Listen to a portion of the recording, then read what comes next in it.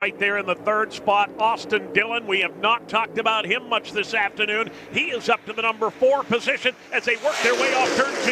Roush Fenway Keselowski 1 and 2. Richard Childress Racing 3 and 4. Hendrick Motorsports position number 5. They've got a 4-car length breakaway over Ricky Stenhouse Jr. And 2 laps ago, we were talking about A.J. Allmendinger. He was kicked out of line. He is back to position number 15 as the race leaders for now, singled out, led by Brad Keselowski. 8 laps to go in the Great American Race. Brad Keselowski has it up front. Chris Buescher, his teammate, his employee, rides second. Then it's Richard Childress Racing third and fourth with Kyle Busch and Austin Dillon. Here they come into turn number 1. Everybody single file back through the top 5, 6, 7 positions. First side-by-side battle is for the 8th spot where Kyle Larson and Harrison Burton go nose to nose. As the leaders come to the Daytona Super Stretch, Brad will bring the pack to the bottom of the back straightaway. Down against the double yellow line with Ty Gibbs right in front of them. Ty will move to the outside and let them pass down low. Gibbs goes to the outside lane, well off the pace. Leaders to the bottom, led by Brad Keselowski.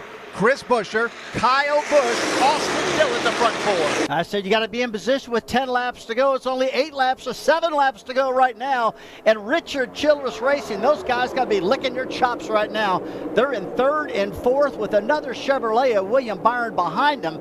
2 Fords leading, 2 Fords in the front, 3 Chevrolets behind them. All right, pick out your favorite. Who's going to victory lane here in the 500? Brad Keselowski, Chris Buescher, Kyle Busch, Austin Dillon, William Byron. Top 5, they go nose to tail. Then it's Stenhouse, Logano, and Austin Cindric.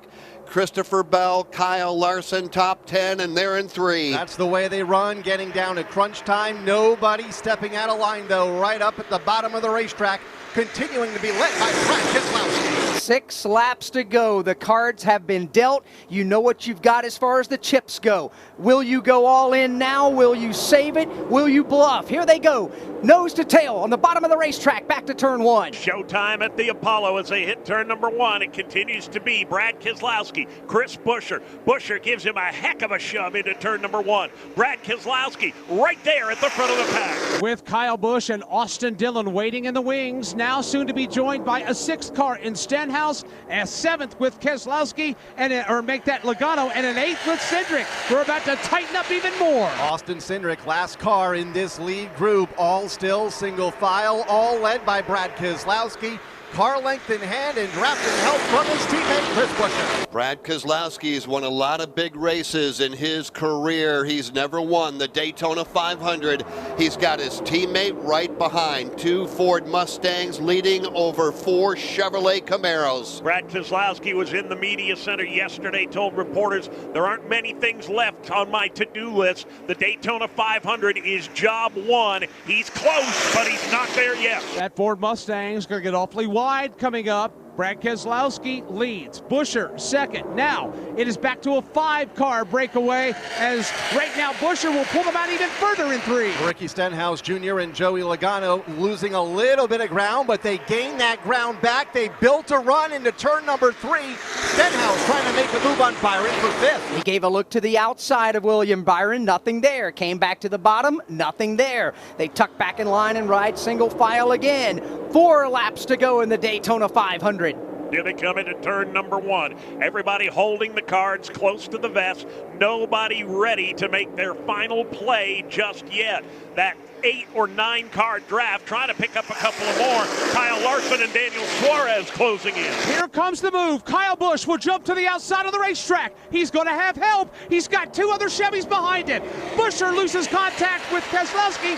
Kyle Busch to the lead. Kyle Busch to the race lead with drafting help from Austin Dillon and William Byron. Brad Keselowski and Chris Buescher on the bottom and all by themselves and going backwards. And that move has brought this crowd to their feet. We're down to 3 to go at Daytona. New race leader, it is Kyle Busch. There are 3 Chevrolets at the front of the field. Now the question is, did Kyle pull the pin too soon? Because there is still time for a comeback or a counterattack to be launched. Kyle Busch, bottom of the racetrack, Austin Dillon right in his hip pocket, then William Byron. While he has two Chevys behind him, speaking of Kyle Busch, the Fords are starting to get stacked up and organized. Kyle Busch leads Austin Dillon, William Byron, Logano, and Keselowski. That first Ford is Joey Logano in position number 4, followed by Brad Keselowski, Chris Buescher, then back to Kyle Larson and Austin Cindric, but all behind Kyle Busch. Trouble off turn 4, one car breaks loose. It's Daniel Suarez spinning to the apron of the speedway. He'll dive down there, try to correct the race car.